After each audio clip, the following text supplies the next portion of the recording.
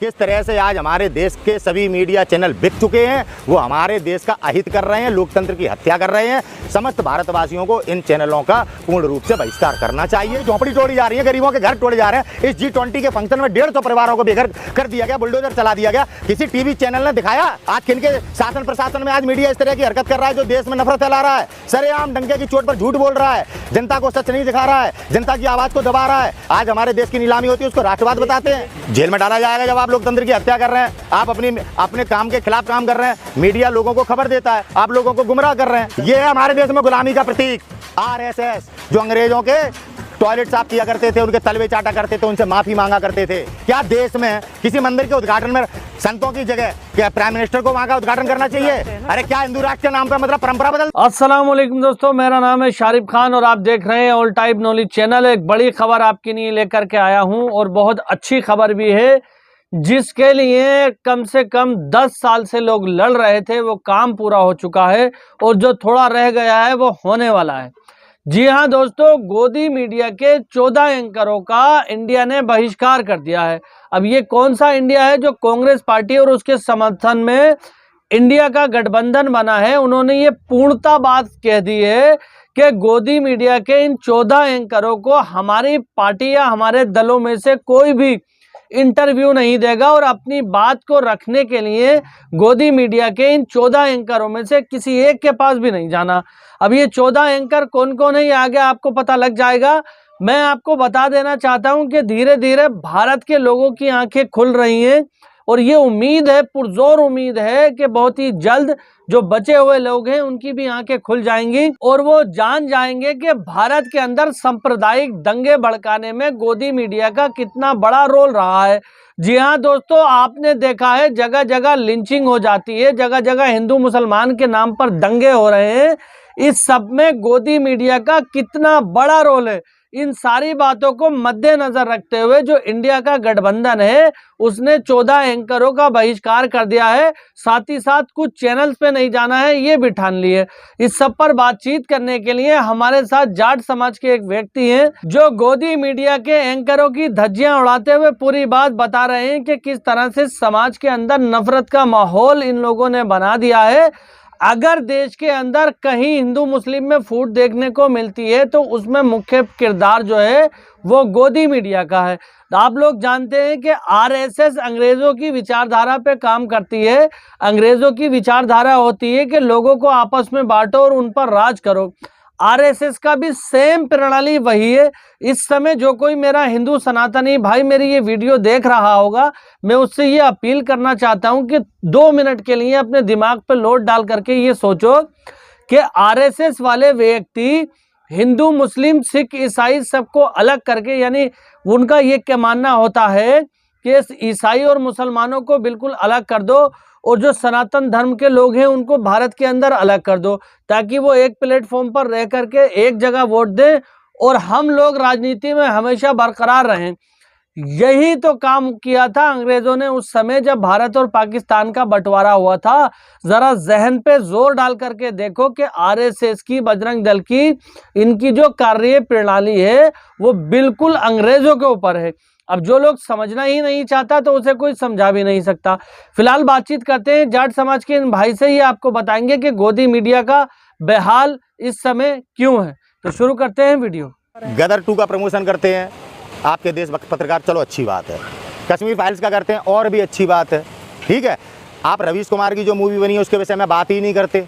आप देश के साथ जो भ्रष्टाचार हो रहा है, बड़ी हिंडरबर्ग की रिपोर्ट आई, क्या हमारे देश के पत्रकार कहते हैं जिन्हें आप राष्ट्रभक्त बता रहे हो, झूठ। आज BBC लंदन झूठ हो गया और ये गोदी मीडिया सच्चा है। देखिए इस देश में आतंकवादी खालिस्तानी किसान को ये मीडिया में बैठे टीवी चैनल वाले लोग ही कह रहे थे, पूरे देश को भ्रमित कर रहे थे ये किसान नहीं है, ये आतंकवादी हैं। तो समझिए किस तरह से आज हमारे देश के सभी मीडिया चैनल बिक चुके हैं, वो हमारे देश का अहित कर रहे हैं, लोकतंत्र की हत्या कर रहे हैं।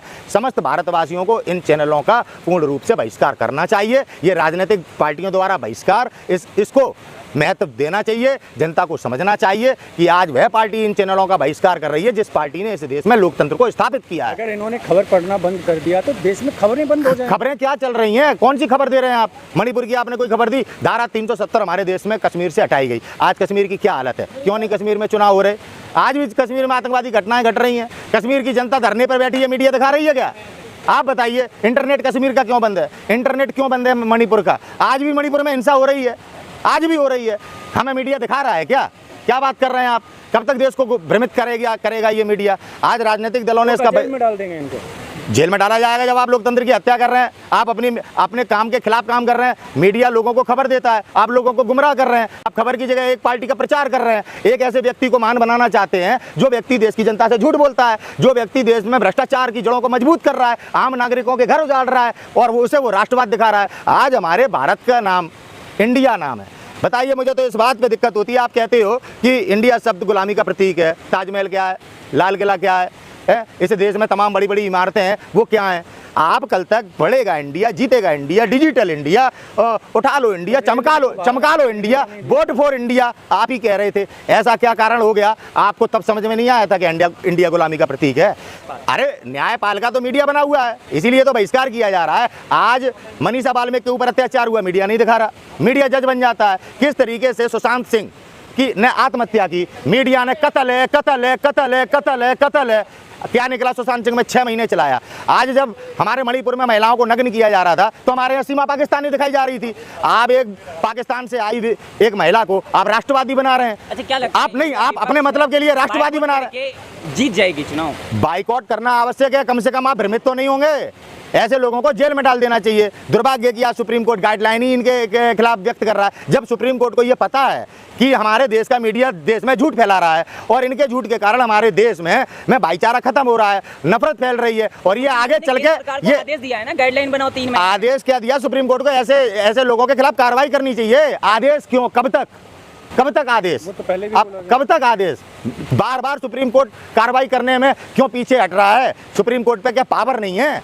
हमारे देश के मीडिया एंकर बराबर झूठ बोल रहे हैं। जब हमारे देश के चीफ जस्टिस ऑफ इंडिया इस बात को कह रहे हैं, यानी कि उन्हें पता है, उनको पता है और देश में तमाम राजनीतिक दल इस बात को कह रहे हैं कि ये गोदी मीडिया झूठ बोलता है, फिर कार्रवाई क्यों नहीं कर रहा देश का प्रशासन? सुधीर चौधरी का कहना हम कोर्ट में देखेंगे। कोर्ट में क्या देखेंगे? सुधीर चौधरी तो झूठा आदमी है यार, ये क्या कोर्ट में देखेंगे? आज इन लोगों को सह दी हुई है इसलिए ये बोल रहे हैं। आज अपराधी बोल रहा है, ठीक है, और जिसका शोषण हो रहा है उसके ऊपर दबाव डाला जा रहा है। अभी पहलवान बेटियों के साथ क्या हुआ? कितना दबाव डाला। जब सरकार एक आम नागरिक पर दबाव डालती है तो शोषण करती है तो उसका ऐसा अर्थ होता है जैसा आज पहलवान बेटियों का हुआ, मनीषा बाल्मीकि के परिवार का हुआ, आपके उस रिटायर्ड फौजी के परिवार का हुआ जिसके परिवार की बेटी को और पत्नी को नग्न करके घुमाया गया। क्या आज देश में इंसाफ मिल रहा है? आप बराबर कांग्रेस को कटघरे में खड़ा कर रहे हैं। देश कौन चला रहा है?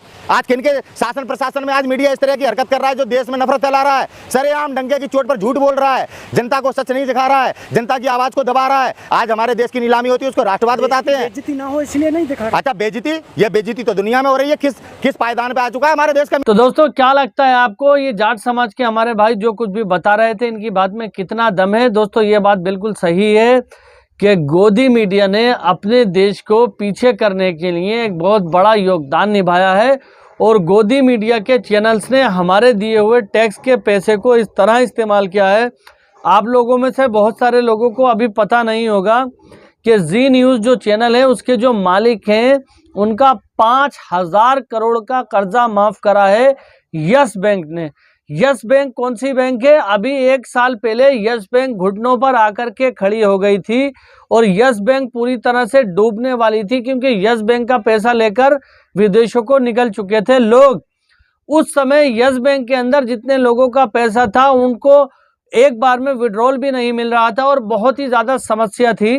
मैं आपको बता दूं कि आरबीआई की ये गाइडलाइन होती है, अगर कोई बैंक डूब जाता है, उस बैंक के अंदर आपके 1 करोड़ रुपए भी हैं तो सिर्फ गवर्नमेंट की जो जिम्मेदारी होती है वो 5 लाख रुपए वापस दिलाने की होती है।